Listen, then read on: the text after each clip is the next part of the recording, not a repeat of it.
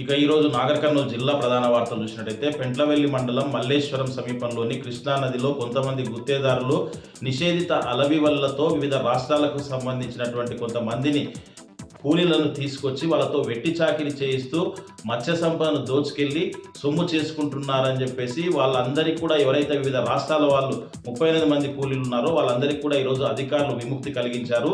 తీగలాగితే డొంకంతా కదిలినట్టుగా విజయవాడకు చెందినటువంటి గణేష్ అనే అతను ఇక్కడ ఇంట్లో చెప్పకుండా వచ్చి ఇక్కడ వెట్టి చాకిరీ చేస్తూ ఉన్నాడు. అయితే అతను గణేష్ తప్పిపోయాడన్న సమాచారం మేరకు కుటుంబ సభ్యులంతా కూడా గణేష్ భార్యనే అనుమానించడంతో ఆమె చివరకు ఆత్మహత్యకు యత్నించగా ఈ విషయం జాతీయ ఆదివాసీ లీగల్ సెల్ అధికారులకు ఫిర్యాదు అందింది. గణేష్ ఆచూకీ కోసం వెతకగా అతను కొల్లాపూర్ సమీపంలో వెట్టి చాకిరీ చేస్తున్నాడన్న సమాచారం మేరకు వాళ్ళు అధికారులు అక్కడికి వచ్చి చూసినటువంటి పరిస్థితి.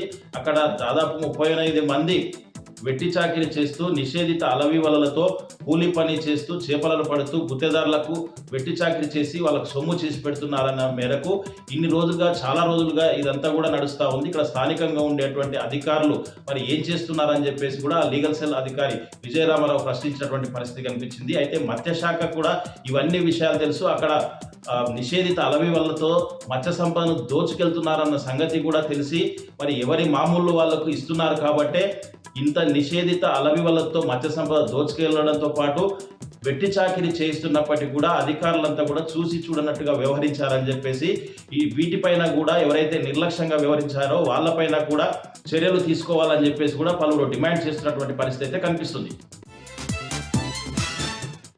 మరొక వార్త చూసినట్టయితే ఈరోజు నాగర్ కర్నూలు జిల్లా వ్యాప్తంగా కూడా ఉన్నటువంటి మాజీ సర్పంచ్లను ఎక్కడికక్కడ పోలీసులు పలు మండలాల్లో ఉన్నటువంటి మాజీ సర్పంచ్లను వాళ్ళ భర్తలను కూడా తీసుకొచ్చి ముందస్తు అరెస్టులు చేసి పోలీస్ స్టేషన్కు తరలించినటువంటి పరిస్థితి కనిపించింది. ఈరోజు చలో హైదరాబాద్ రాష్ట్ర సర్పంచ్ల సంఘం పిలుపు మేరకు ఈరోజు ముందస్తుగానే పోలీసులు వివిధ గ్రామాల్లో ఉన్నటువంటి సర్పంచ్ల ఇళ్లకు వెళ్ళి వాళ్ళను అరెస్ట్ చేసి పోలీస్ స్టేషన్కు తరలించినటువంటి పరిస్థితి కనిపించింది. నాగర్ కర్నూలు మండలంలో 6 మంది సర్పంచ్లను వాళ్ళ భర్తలకు కూడా తీసుకొచ్చి పోలీస్ స్టేషన్లో కూర్చోబెట్టినటువంటి పరిస్థితి కనిపించింది.